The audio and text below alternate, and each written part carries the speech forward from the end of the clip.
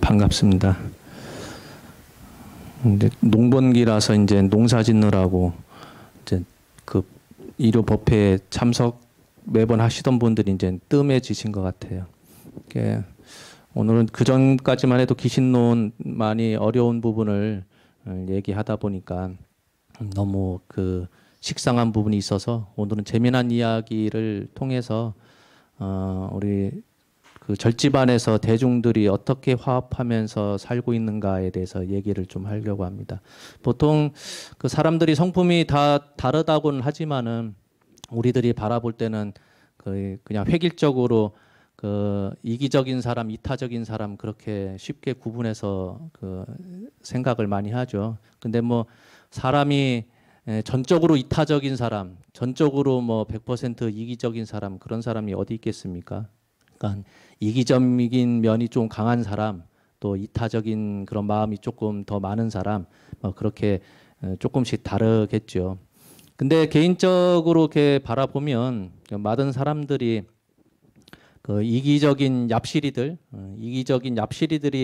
이타적인 그 사람들보다 훨씬 뭐라고 해야 되나 잘 사는 듯한 모습을 많이 보이죠. 그러다 보니까 내 자신은 협동하고 싶은데 나의 공을 쏙쏙 가로채는 얍시리들이 더 사회적으로 더 이렇게 성공하는 모습을 보니까 나도 또한 결국은 이기적인 행동으로 거기에 맞대응을 할 수밖에 없는 경우가 많아지죠. 그러니까 나는 이제 다른 사람들 좀 도와가면서 살고 싶은 그런 마음이 들더라도 그렇게 나의 공을 쏙쏙 빼먹는 얍시리들 보면 화딱지가 나니까 어떻게 하면은 대응을 할까 싶으면 결국 나도 이기적으로 대응할 수밖에 없다라는 생각이 드는 게 사람들의 심정인 것 같습니다. 근데 보면 남의 공을 가로채는 열나 이기적인 얍시리들이 결국은 자기가 살아남기 위해서는 누가 필요합니까? 등쳐먹을 수 있는 사람이 필요하죠. 그래서 등쳐먹을 사람이 없으면은 왜냐하면 얍시리들이 자기가 얍시리 짓을 한다고 해서 얻을 것이 없으니까 등쳐먹을 어떤 그 호구 같은 사람들을 곁에 두고자 하는 게 그들만의 그런 심정인 것 같아요. 근데 얍시리들이 항상 만나고 싶어하는 사람은 등쳐먹을 수 있는 협동자라는 이타적인 그런 사람들을 곁에 두고자 하죠. 근데 반대로 또 생각을 해보면 협동적이고 이타적인 그런 사람들도 결국은 누구를 곁에 두고자 하겠습니까? 같이 협동할 수 있는 그런 동료가 옆에 있었으면 하죠. 왜냐하면은 서로 협동할 수 있는 사람이 같이 있으면 그 시너지 효과가 더 크기 때문에 그렇습니다. 그러니까 결국은 보면 이기적인 얍시리든 협동적인 그런 그 사람이든 결국은 누굴 곁에 두고자 하죠? 협동적이고 이타적인 그런 사람을 항상 옆에 두고자 하죠. 그 얘기는 반대적으로 이기적인 사람은 아무도 파트너로 삼고 싶어 하는 사람이 없다는 얘기와 같죠. 그래서 그 진화생물학자 중에 유명한 사람이 있습니다. 그 사람이 존 메이너스 스미스라는 사람인데 이 사람은 평생을 유전자를 연구를 했는데 어떤 실험을 많이 했냐면은 이기적인 유전자가 진화와 종족 번식에 유리할까 아니면은 이타적인 유전자가 유리할까 그런 것을 평생에 걸쳐서 그 연구를 하신 사람이에요. 그래서 그 사람이 그 실험을 한 예가 하나 있는데 그거를 소개를 할까 합니다. 이게 그 실험의 이름이 그 볏짚 들쥐 모형이라는 거예요. 그러니까 단순하게 얘기하면 이기적인 유전자를 갖고 있는 들쥐와 그다음에 이타적인 그런 유전자를 갖고 있는 들쥐를 섞어서 어떻게 생활하는지를 보는 그런 실험을 많이 했는데 볏짚단이 그 세 군데가 있습니다. 첫 볏짚단에는 이기적인 유전자의 들쥐 2마리를 살게 하고 두 번째 볏짚단에는 이제 섞어서 이기적인 유전자의 들쥐 1마리, 그다음에 이타적인 유전자 갖고 있는 들쥐 1마리 그렇게 섞어서 놓고 세 번째 볏짚단에는 이제 서로 협동할 수 있는 그런 그 이타적인 협동이 두 마리를 딱 집어넣습니다. 근데 공간이 너무나 협소하다 보니까 그냥 서로 협동하면서 살면 좀 비좁더라도 그냥 대충 살 수 있을 텐데, 예, 그 공간이 한정적이다 보니까 나만 살겠다고 이렇게 할 것 같으면 두 마리 이상 살기에는 굉장히 비좁은 그런 볏집단을 마련해 두다 보니까 한겨울에 어떻게 지내는지 살펴보고 봄이 돼서 그 볏집단을 들쳤을 때 그 겨울 동안에 새끼를 몇 마리나 낳았을까, 그런 걸 이제 살펴보는 그런 실험이에요. 근데 이제 그 조건 하나가 사실은 그렇진 않지만 그 쥐가 혼자서 새끼를 낳을 수 있다라는 가정하에 그렇게 해야 이제 설명이 좀 쉬우니까 그렇게 간단하게 예를 들고선 이야기를 들어주시면 좋겠습니다. 이기적인 유전자의 들쥐는 이기적인 유전자의 그 새끼를 낳겠죠. 이타적인 유전자의 협동이는 결국 새끼를 낳게 되면 협동이를 낳게 될 겁니다. 근데 봄이 돼서 볏집단을 딱 드셔보니까 첫 번째 볏집단에는 결국은 드셔보니까 이기적인 유전자의 얍실이 두 마리만 딱 튀어나오더라는 거예요. 왜냐하면 보니까 각각의 얍실이 두 마리가 똑같이 얍실이 두 마리를 낳았는데도 불구하고 공간이 너무 좁아서 어찌어찌 협동해서 살면은 살 수 있을 텐데 원체 이기적이다 보니까 두 마리 이상 살기에는 비좁다 보니 자기가 난 새끼인데도 불구하고 쫓가버리는 거예요. 공간이 협소하다 보니까 죽이거나 쫓가버리거나. 그래서 봄에 딱 드셔보니까 두 마리만 딱 살아남고, 두 번째 집단은 섞어서 한 마리 한 마리 섞어서 집어넣었잖아요. 근데 드셔보니까 희한하게도 얍실이 두 마리가 튀어나오다라는 거예요. 그러니까 얍실이를 낳고 협동이가 협동이를 낳았는데도 불구하고 이 이기적인 얍실이 두 마리가 이 호구 같은 이타적인 협동이 두 마리를 죽이거나 쫓아내거나, 그렇게 해서 봄에 보니까 처음에는 얍실이 한 마리, 협동이 한 마리를 집어넣었던 볏집단에서 봄에 보니 얍실이 두 마리가 튀어나오다는 겁니다. 근데 세 번째 볏집단에는 협동이 두 마리만 집어넣었잖아요. 근데 드셔보니까 최소한 네 마리 이상이 튀어나오더라는 겁니다. 그러니까 협동이가 협동이를 낳아서 두 마리가 네 마리가 됐는데 서로 비좁아도 서로 자리를 좀 양보하고 먹을 것이 없어도 조금씩 부족한 듯해도 나눠 먹고 해서 네 마리가 나올 때도 있고 여덟 마리가 나올 때도 있고 그렇다라는 거예요. 그러니 결국은 첫 번째 볏집단이든 두 번째 볏집단이든 좁은 공간 안에서 나만 살겠다고 하다 보니 결국 두 마리 이상이 나오질 않고 얍실이 두 마리만 툭툭툭 튀어나온 거죠. 그러니까 좁은 공간 안에서 내가 유리하고자 할 것 같으면 결국은 협동이들을 등쳐가지고 쫓가 보내는 수밖에 없겠죠.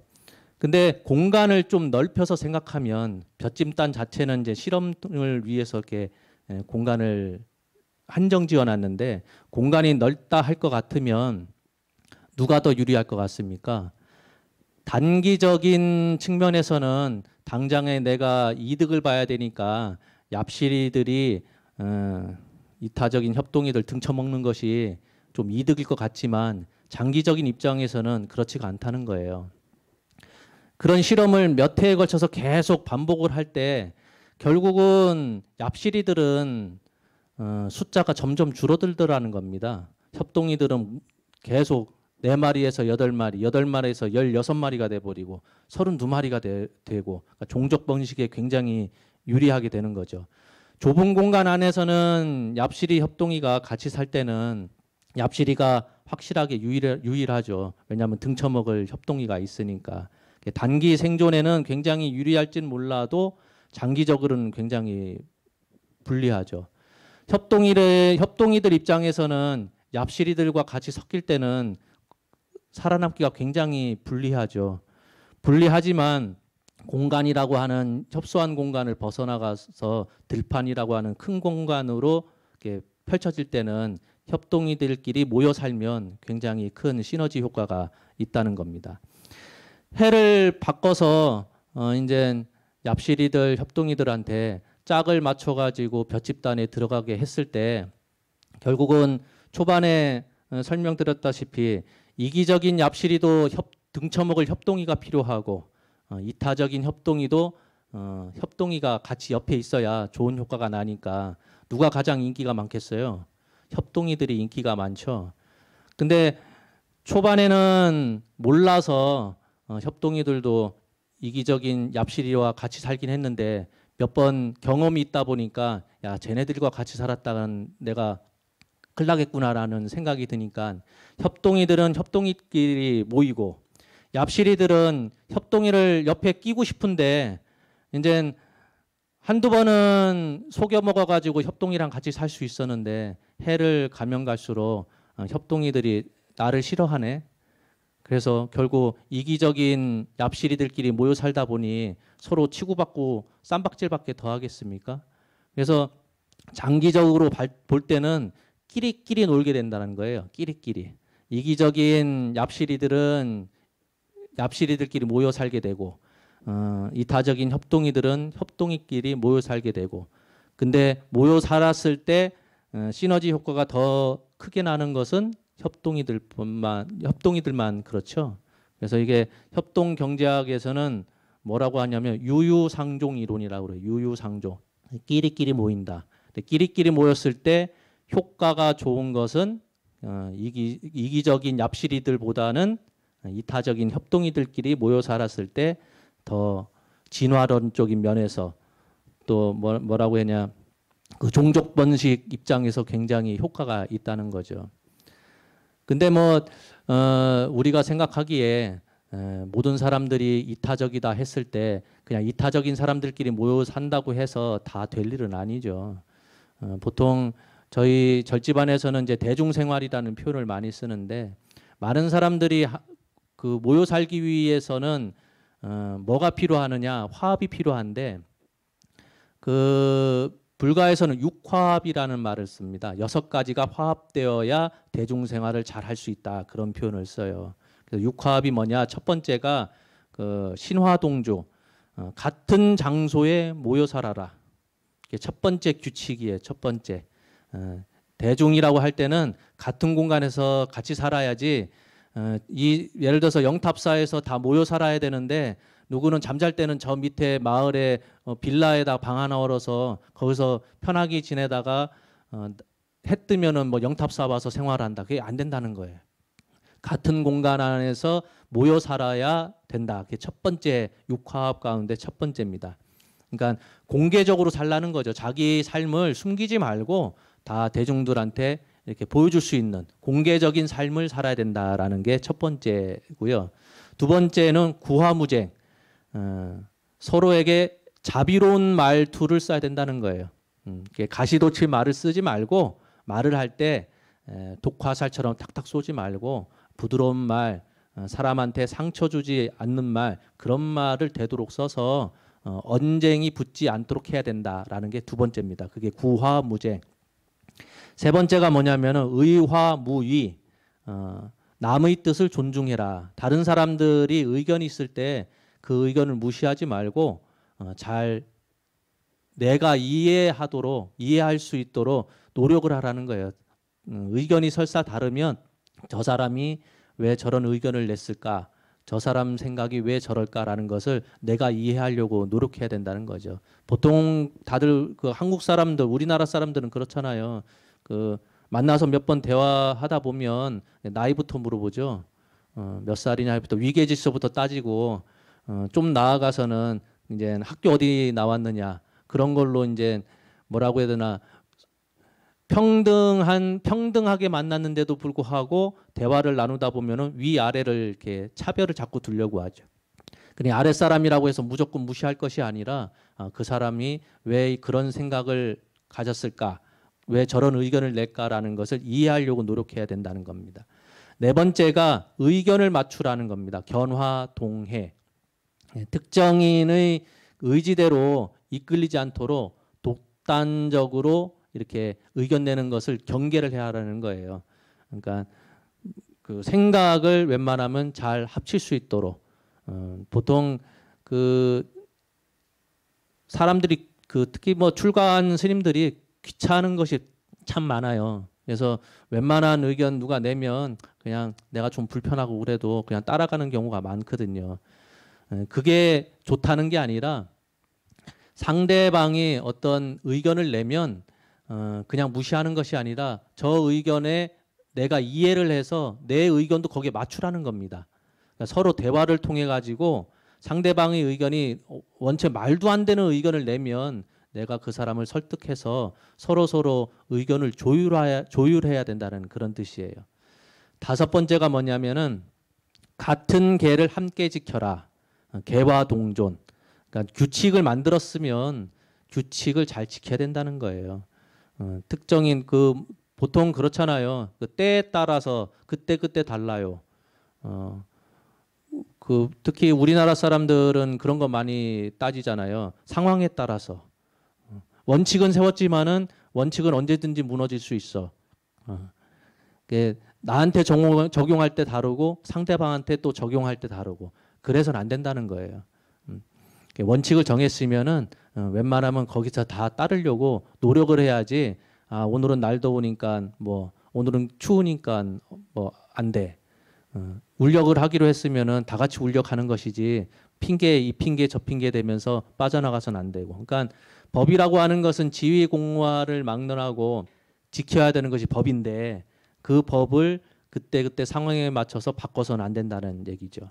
마지막 여섯 번째가 뭐냐면은 보시물을 똑같이 나누어라. 그 스님들은 걸식하는 사람이라고 해서 비구라는 말을 써요.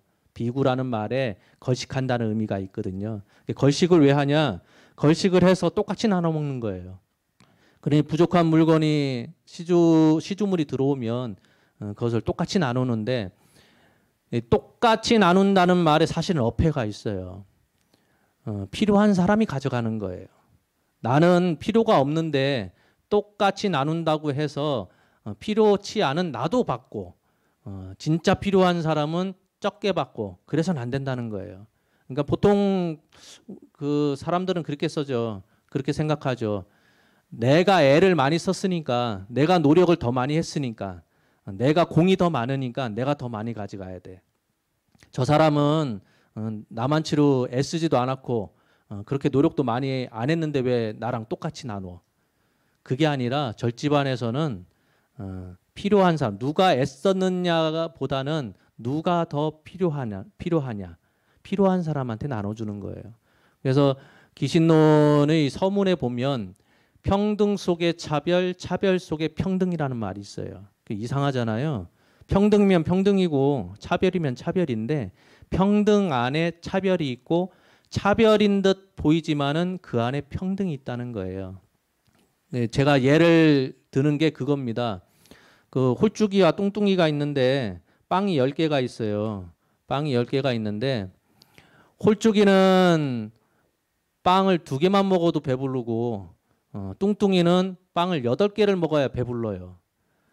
그러면은 우리가 똑같이 평등하게 나눠야 한다 할 때 빵 10개를 어떻게 나눠야 됩니까? 보통 사회에서는 5개씩 나눠야 평등이라고 생각하죠. 근데 절집안에서는 그러게 아니라는 거예요. 둘 다 먹어서 배불러야 되잖아요. 그러니 뚱뚱이한테는 8개를 주고 홀쭉이한테 2개를 주는 거예요. 5개씩 나눠주면 뚱뚱이도 불만이고 홀쭉이도 불만이에요. 난 2개만 먹어도 배부른데 3개가 여분이 더 있어. 이걸 다 먹으라고 하니 미칠 노릇이죠. 뚱뚱이는 8개를 먹어야 배부른데 5개만 주고선 만족하라고 하니 이게 만족이 되겠습니까? 그래서 평등 속의 차별. 평등이 뭐냐? 둘 다 배부르다고 하는 것은 평등한데 그 안에 8개, 2개로 나누었죠. 그게 차별이에요. 평등한 가운데 차별이 있다. 차별 속에 평등이 있다. 8개, 2개 차별 되게 나누었는데도 불구하고 평등이 있죠. 둘 다 배부르잖아요. 그러니 귀신 놓은 서문에서 차별 속의 평등, 평등 속의 차별이라고 하는 게 그런 의미예요. 사회에서는 다 평등할 것 같으면 똑같이 나누어야 된다. 그게 평등이라고 생각하는데 실제로는 그게 아니에요. 둘 다 만족할 수 있는 길이 분명히 있는데 우리는 물질을 대상으로 했을 때 항상 똑같이 나누어야 된다라는 생각을 많이 갖죠. 그래서 이 6번째 이화동균, 복리를 균등하게 나누어야 된다라는 뜻은 누가 애썼느냐, 누가 힘을 썼느냐, 누가 노력을 더 많이 했느냐가 아니라 누구한테 진짜 필요한 물건인가. 그걸 생각해서 시주물을 받았을 때 그렇게 나누어야 된다는 거예요. 그래서 이 육화합, 첫 번째가 같은 장소에서 모여 살아야 되고, 두 번째는 서로에게 자비로운 말을 써야 되고, 세 번째는 남의 뜻을 존중할 줄 알아야 되고, 네 번째는 의견을 잘 조율해서 맞춰야 되고, 다섯 번째는 같은 규칙 아래에서 법을 잘 지켜야 되고, 여섯 번째는 보시물을 똑같이 필요한 사람에게 나눠줄 수 있는 그런 아량이 있어야 그래야 이런 사람들을 협동적이면서 이타적인 사람이라고 불리우는 거예요. 다만 사람들이 이타적인 사람은 어떻게 여기냐면은 호구 같은 인간을 이타적인 사람이라고 여기는데 그렇지가 않다는 겁니다. 내가 희생을 해서 딴 사람들한테 막 퍼주는 거 그게 결코 좋은 게 아니라는 거예요. 나를 희생해서 딴 사람들한테 이득되게 하는 거 그거는 바보들이나 하는 거예요. 바보들이나. 왜 나만 희생합니까? 가족이면은 서로가 서로에게 양보해서 서로 잘 될 수 있는 길을 찾는 것이지 부모라고 해서 다 희생해서 자식들을 위해서 다 퍼준다? 그거 바보들이나 하는 거예요. 그렇게 해서 잘 되는 집안이 거의 없습니다. 어려우면 어려운 대로 자식들도 그 고통을 같이 나눠 갖는 거예요. 풍족하면 풍족한 대로 서로한테 필요한 물건을 이렇게 제공을 해주는 것이 그게 가족이고 그게 이타적인 사람이지 내 거 희생해서 없는 거 대출 받아가지고 도와주고 나는 없이 살아도 돼 자식들을 위해서 내 모든 것을 다 희생할 거야. 저는 그래서 희생이라는 말을 가장 싫어해요. 희생 안 하고도 잘 살 수 있는 길이 분명히 있습니다. 근데 가족 4명, 5명 구성 가운데 유일하게 어머니만 희생한다든가 아버지만 희생한다든가 그건 바보 같은 짓이에요. 아버지 혼자 희생해서 나머지 가족이 등 따숩고 배부른다고 해서 그게 좋은 일일까 한번 생각해 볼 만할 겁니다. 그래서 제가 그 사회경제학 생물학자 존 메이너스 스미스의 볏짚 들쥐 모형 그거를 예를 든 이유가 우리는 사회를 바라볼 때 이기적으로 살면 굉장히 성공하는 것 같고 잘 사는 것 같고 그렇게 해야 이 사회에서 거친 사회에서 살아남을 것처럼 보이지만 장기적인 입장에서는 그렇지가 않다는 겁니다. 좀 내가 좀 손해 보더라도 서로 돕고 남을 이해하고 그런 이타적인 협동이들이 모여 사는 그런 세상이 돼야 지금 당장은 좀 뒤통수 맞아서 얍시리들한테 뒤통수 맞아서 좀 많이 괴로울지라도 시간이 지나면 그런 이타적인 협동이들이 점점점 더 이 사회에 많이 늘어나는 대로 사회가 더 밝아지지 않겠나 그런 생각이 듭니다. 그래서 불교라고 하는 것은 단순하게 그냥 부처님 말씀 훌륭하니까 잘 믿고 따라서 그냥 기도하고 복 받으면 다 장땡인 것 같지만 그렇지가 않아요. 사회와 그 단절된 종교는 결코 있을 수가 없어요. 종교 생활 따로 사회 생활 따로 그렇지가 않습니다. 종교 생활 안에 사회 생활이 다 있는 거고 사회 생활 안에 다 종교 생활이 있는 거예요. 부처님 말씀이 그냥 뭐 깨달음 얻어서 그냥 이 고통스러운 세상 벗어나자라고만 단순하게 알면은 잘못된 겁니다. 그게 아니라 행복하게 사는 게 목적일 것 같으면 어떻게 행복하게 사는 것이 그 방법이냐를 고심을 해야 되는데 그 행복하게 사는 것 안에 나만 행복하게 사는 건 없거든요. 나만 부유하게 살고자 하는 사람이 누가 있겠습니까? 혼자서 가족들 다 내팽개치고선 돈 자산을 많이 모아서 혼자 떵떵거리고 살면 그게 행복이겠습니까? 그렇지가 않죠.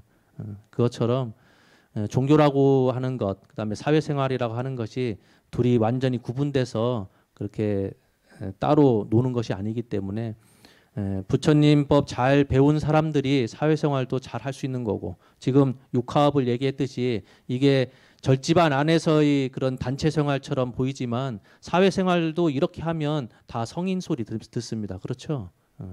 그런 것처럼 부처님 법을 잘 배우면 법당 안에서 가만히 참선하는 것만 공부가 아니라 사람들 대할 때 대하는 마음가짐이 조금이라도 상대방을 위할 수 있는 마음만 조금이라도 생기면 그게 바로 부처님 법 잘 배운 사람의 그런 그 행동이고 생각이겠죠. 날 더운데도 불구하고 이렇게 찾아주셔서 너무 감사합니다. 긴 얘기 했습니다. 보통 제 목표가 15분, 20분 안에 끝내는 건데 20분 조금 넘긴 것 같습니다. 그래서 저번 시간까지만 해도 귀신론을 좀 해나가면서 제가 보기에도 너무 딱딱한 그런 법문만 해서 웬만하면 이렇게 재미난 이야기거리 하나씩 섞어가면서 법문할 수 있도록 노력을 하도록 하겠습니다. 감사합니다. 마치겠습니다.